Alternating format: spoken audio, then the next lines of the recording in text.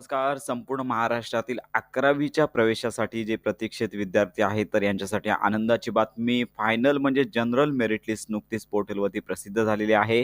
तुमच्या ॲप्लिकेशननुसार त्याचबरोबर तुमच्या लॉगिनमध्ये देखील ही मेरिट लिस्ट पाहू शकता. आता विद्यार्थ्यांना प्रतीक्षाच होती, की कॉलेज आम्हाला कधी कळणार? आम्ही फॉर्ममध्ये जे कॉलेजेस दिलेले आहेत, ते आम्हाला कधी कळणार? तर अशा प्रकारचं वेळापत्रक आलेलं आहे. लॉगिनमध्येच तुम्हाला हे कॉलेजेस आहेत, ते कळून जाणार आहेत.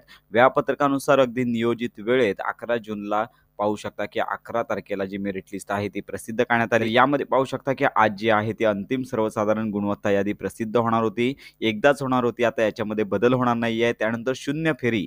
तर ही शून्य फेरी कोणासाठी असणार आहे? मॅनेजमेंट म्हणजेच व्यवस्थापन कोटा, संस्थांतर्गत कोटा, अल्पसंख्याक कोटा आणि यासाठी ही शून्य फेरी असणार आहे आणि शून्य फेरी उद्यापासून विद्यार्थ्यांना कॉलेज कळणार आहेत. 14 तारखेपर्यंत ॲडमिशन घेण्याची प्रोसेस या विद्यार्थ्यांना असणार आहे. असे विद्यार्थी ज्यांनी व्यवस्थापन म्हणजेच मॅनेजमेंट कोटा अंतर्गत अर्ज केला होता, संस्थांतर्गत अर्ज केला होता, त्यानंतर अल्पसंख्याक कोटा असेल, तर अशा विद्यार्थ्यांना त्यांना कॉलेज मिळाल्यानंतर जर कॉलेज घ्यायचं असेल, तर प्रोसीड फॉर ॲडमिशन या टॅबवर क्लिक करायचं आहे.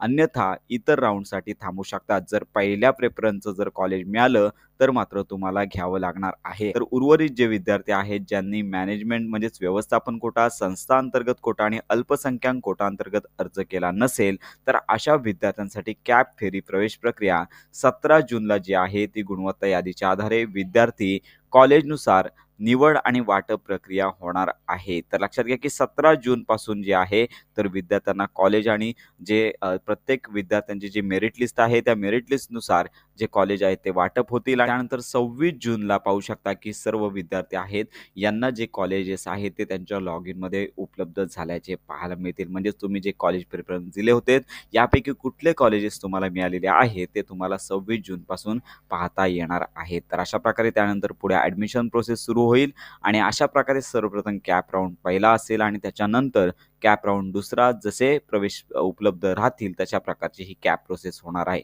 जर तुम्हाला पहिला प्रेफरन्स मिळाला, तर मात्र तुम्हाला पहिला प्रेफरन्स घ्यावा लागेल आणि जर मात्र तुम्हाला पाहू शकता, की जर तुम्हाला इतर कॉलेजेस मिळाले, तर तुम्ही होल्डवर ठेवू शकता. तर अशा प्रकारे विद्यार्थ्यांची प्रतीक्षा संपणार आहे. उद्यापासून जी कॅप प्रोसेस आहे, शून्य फेरी असेल, कॅप प्रोसेस असेल, शून्य फेरी असेल, कॅप प्रोसेस असेल, ती सुरू होणार आहे. तर अशा प्रकारे ही महत्त्वाची माहिती इतरांपर्यंत नक्की शेअर करा. 11वी प्रवेश प्रक्रियेसंदर्भात खात्रीशीर माहिती करता आपल्या मराठी अपडेट गुरु या यूट्यूब चॅनलच्या कनेक्टमध्ये राहा.